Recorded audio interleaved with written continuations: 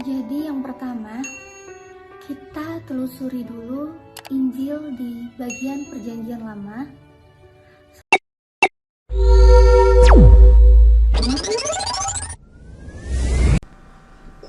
Salam damai sejahtera, berjumpa lagi dengan saya Nikodemus Kaborang.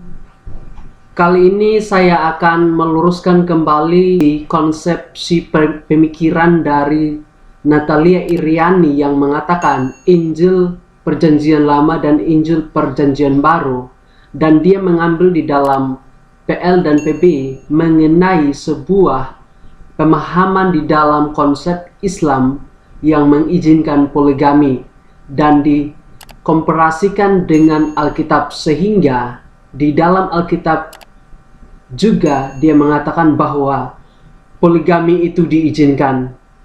Maka sebelum kita melanjutkan pembahasan tersebut, mari kita saksikan videonya, pernyataannya dari Sebenarnya untuk hal poligami, apakah di Injil pun melarang atau memperbolehkan adanya poligami?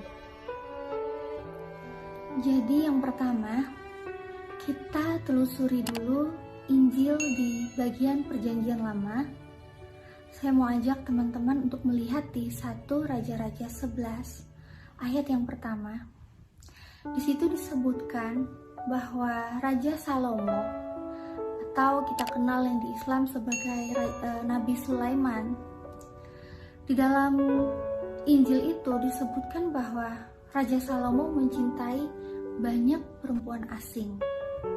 Itu di 1 Raja-Raja 11 ayat yang pertama. Dan juga di 1 Raja-Raja 11 ayat yang ketiga. Di situ disebutkan bahwa Raja Salomo memiliki 700 orang istri dan 300 gundik. Jadi total wanitanya Raja Salomo itu ada 1000 orang. Nah, Injil yang tadi kita bahas untuk memperbolehkan poligami itu kan ayat di Injil Perjanjian Lama. Lalu sebenarnya bagaimana kalau di Perjanjian yang baru? Apakah di Perjanjian baru juga memperbolehkan poligami? Atau sebenarnya malah melarang untuk praktek poligami? Jadi sekarang saya akan mengajak teman-teman untuk membuka Alkitab di Perjanjian Baru. Kita buka di Matius 25 ayat yang pertama sampai yang ke-10. Di situ dijelaskan cerita tentang gadis-gadis bijaksana dan gadis-gadis bodoh. Di situ ceritakan bahwa ada 5 gadis bijaksana dan 5 gadis bodoh. Mereka sedang mempersiapkan diri untuk menunggu mempelai pria mendatangi mereka. Nah, tapi 5 gadis-gadis bodoh itu malah pergi membeli minyak karena pelita mereka hampir padam. Dan yang tersisa di situ hanyalah 5 gadis-gadis bijaksana. Kemudian mempelai pria itu pun datang dan mereka itu masuk bersama-sama ke ruang perjamuan kawin, lalu pintu pun ditutup. Jadi jelas ya di situ bahwa ada mempelai pria bersama dengan 5 gadis-gadis. Sudah jelas 5 berarti lebih dari 1 gadis. ketika Anda mendengar dari pernyataan, dari konsep pemikiran yang mengatakan bahwa di dalam Alkitab juga mengizinkan adanya poligami, apa yang Anda pikirkan tentang pernyataan tersebut? Tentu Anda yang memiliki konsep Kristen yang benar, memiliki pemahaman yang baik dan benar sesuai dengan iman Kristen, tentu Anda mengatakan bahwa ini salah. Maka oleh karena itu mari kita melihat ada beberapa ayat yang dipakai untuk membenarkan dalilnya tersebut, sehingga dia mengatakan bahwa poligami itu diizinkan di dalam Alkitab. Nah, yang pertama, dia mengatakan Injil Perjanjian Lama. Sedangkan kita tahu bahwa Injil Perjanjian Lama itu tidak ada. Yang kita tahu hanya ada 4 Injil, guys. Apa aja? Matius, Markus, Lukas, Injil Yohanes. Nah, inilah yang disebut Injil. Injil Perjanjian Lama tidak ada.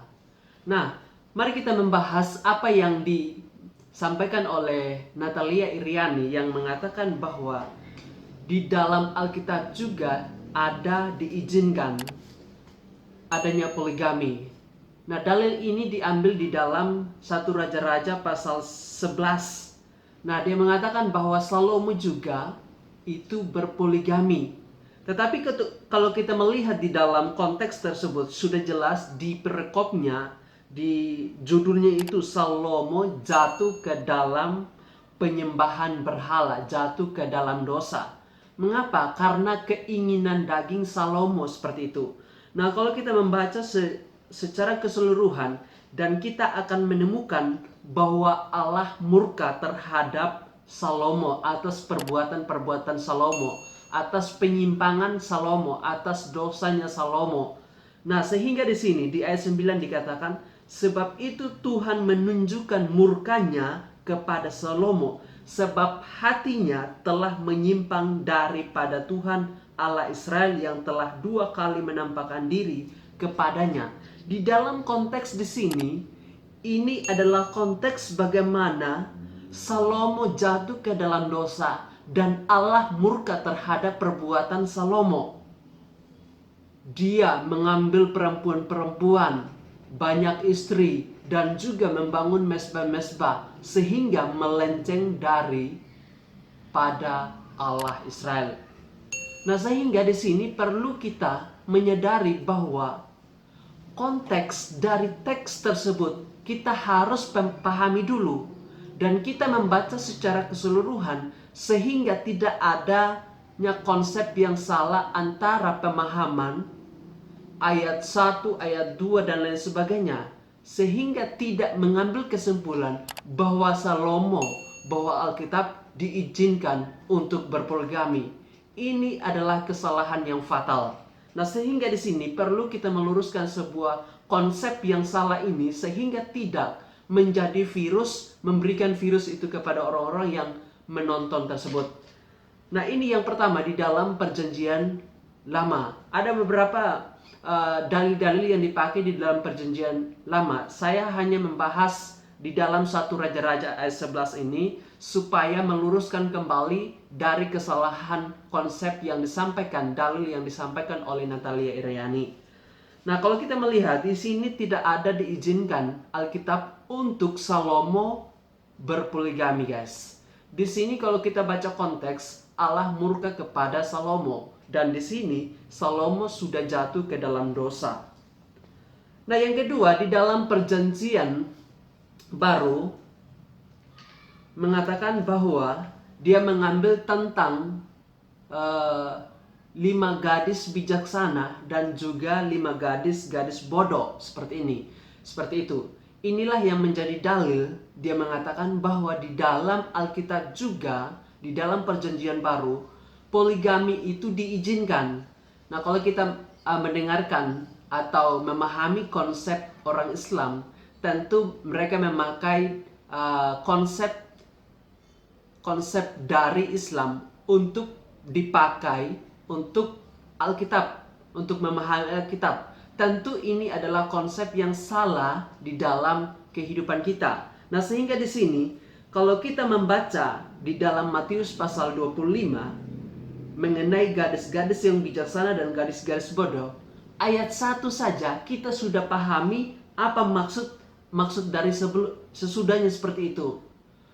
Nah, kalau kita sudah baca ayat pertama ini, kita memahami semua isi apa yang dituliskan di dalam kitab Matius pasal 25 ini.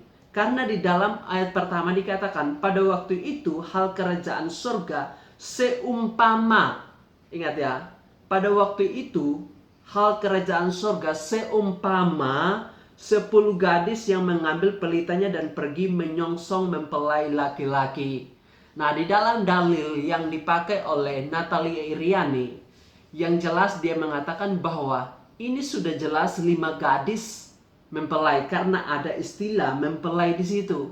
Maka dia katakan bahwa Injil Matius juga di dalam Perjanjian Baru mengizinkan poligami. Ini adalah sebuah distorsi atau membalikan fakta yang sebenarnya, yang tidak sesuai dengan firman Allah, yang tidak sesuai dengan Alkitab, untuk dipakai dan untuk menafsirkan kembali dengan kesalahan yang salah.